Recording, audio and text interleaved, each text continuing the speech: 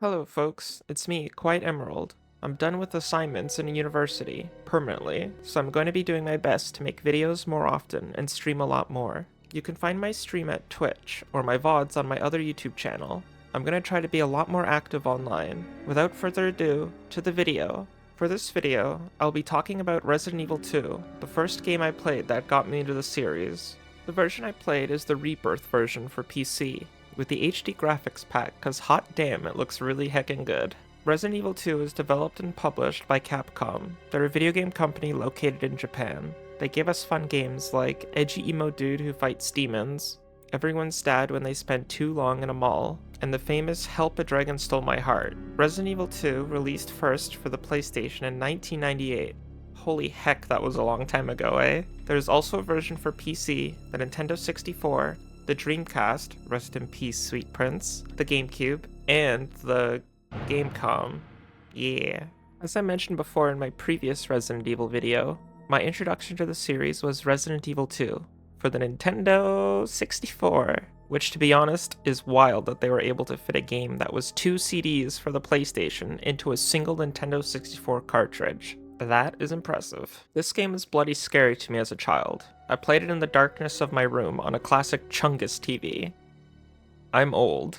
Resident Evil 2 is a survival horror game with fixed camera angles. I know a lot of folk have issues with fixed camera angles, especially newcomers to the series, but it honestly isn't that bad and is easy to get used to. You don't want to miss out on some of these classic games. They have a lot to offer in terms of replayability and experiences. Like the first game, Resident Evil 2 has 2 characters you can start off as, Leon, aka Officer Twink, and Claire Redfield, Chris Redfield's sister. They have intertwining stories, and they both have an A and a B scenario. I'll get into that later during the gameplay segment. The setting of Resident Evil 2 was Raccoon City, which was mentioned in the first Resident Evil. Instead of being in the mansion up in the forest, you will instead be inside the Raccoon City Police Department, which used to be a museum. Raccoon City is set in the United States, aka Yankee Land, and zombies and monsters have taken the city. The gameplay for Resident Evil 2 is that of a survival horror game, with fixed camera angles and inventory management. There are various items, ammo, and weapons that can be found within the police station. Both Claire and Leon have different weapon types in their playthroughs. Leon gets access to the shotgun, magnum, and the flamethrower, while Claire gets access to a bowgun, a grenade launcher, and whatever the heck the spark shot is. Both characters also start out with a special item that doesn't take up an inventory slot. Leon gets the lighter for certain puzzles, while Claire gets the lockpick to do some good old-fashioned unlocking.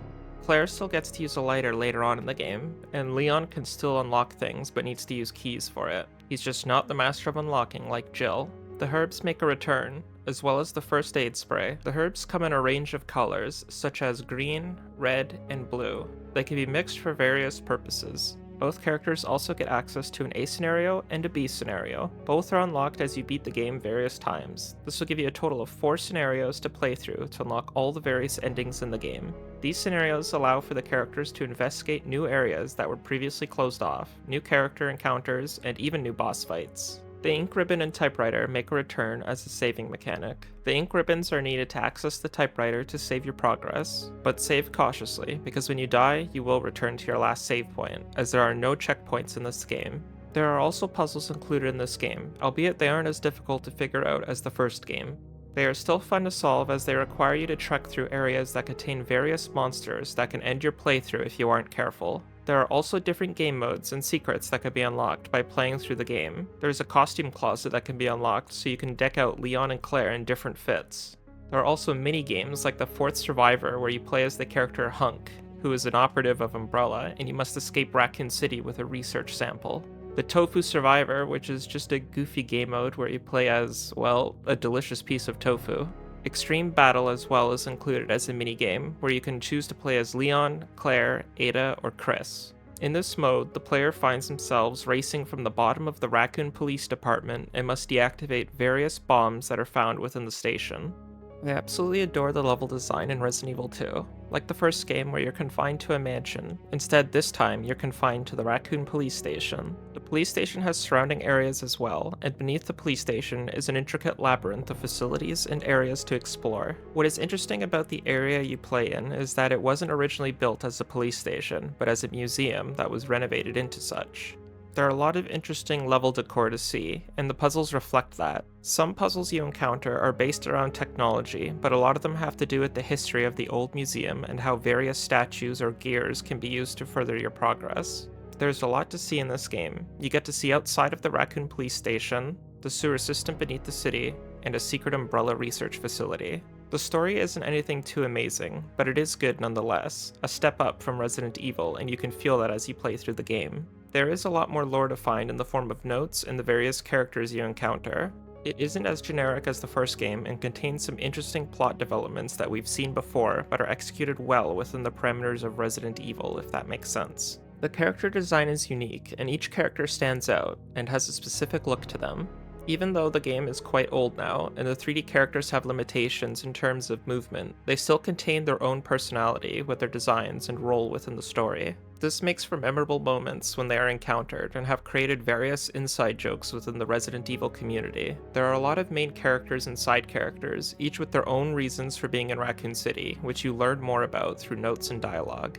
For main characters, you've got Leon S. Kennedy, a recruit for the Raccoon Police Department bound for Raccoon City. Unfortunately, zombies haven't only ruined the first day of his job, but also his welcome party. He tries to find survivors to rescue, whilst also finding a way to escape the city. Claire Redfield, who is investigating the disappearance of her brother Chris, who is a character from the first game, she tags along with Leon before getting split up, and her story focuses on searching the police station for clues as to her brother's whereabouts. Ada Wong, the lady in red, who is mentioned in the first game, makes an appearance and is in search of her missing husband. Brian Irons, the police chief of Raccoon City with a dark secret. William and Annette Birkin, the husband-wife duo who worked for Umbrella and are linked to the Raccoon City outbreak. Sherry Birkin, the daughter of William and Annette who has gone missing. For side characters, there's Kendo, everyone's favorite gun shop owner. Marvin, a surviving police officer who is short on time due to a nasty zombie bite. Ben, a reporter who is locked up in the police department and has the inside scoop on Umbrella. And finally Hunk, aka the fourth survivor, who's an Umbrella operative trying to secure William Birkin's research. The voice acting is a lot better than the first Resident Evil game. It feels more grounded in the universe and fits the characters well. There are a range of emotions displayed from the characters, but it isn't anything too groundbreaking, so don't expect it to be top tier. It essentially feels like a video game, in the best kind of way. The graphics, like the first game, make use of pre-rendered backgrounds and 3D graphics for the characters and monsters. The graphics especially shine with the use of the HD texture pack that I downloaded for the Rebirth version of the game. You get to see all the detail in a clear, crisp view rather than it being obscured in a blurry resolution. The sounds for the game are good, the voices are fine, the sound effects for things feel like they fit in their environments. The sounds of the guns are great, they all feel appropriate, and the more powerful guns have a strong kick to them. The zombies and monsters all sound equally scary as well. When you enter a room, you can easily identify if there's a monster inside. The music is top tier for this game. It is a big step up from the first game. You've got memorable themes like the save room,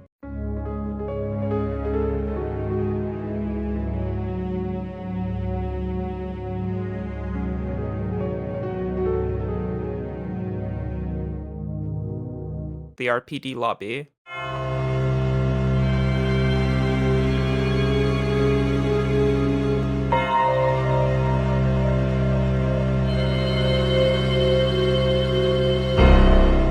There's also a great deal of ambient sounds when you're in certain areas. One that sticks in my mind is Raccoon City. The sounds of the city full of mutated horrors is very atmospheric while you're playing, and it really puts you on the edge a bit.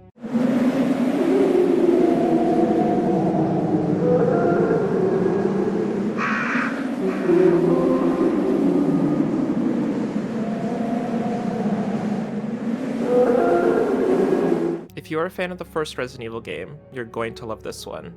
If you like survival horror games and want more, then this is up your alley. It's a classic game and is a must-play for survival horror fans and Resident Evil fans alike. Now let's get into the good. Atmospheric, good horror, fun gameplay, intricate level design, fun puzzles, lots of content, has replayability, good amount of enemy types, and unique boss fights. Now let's mention the wonk.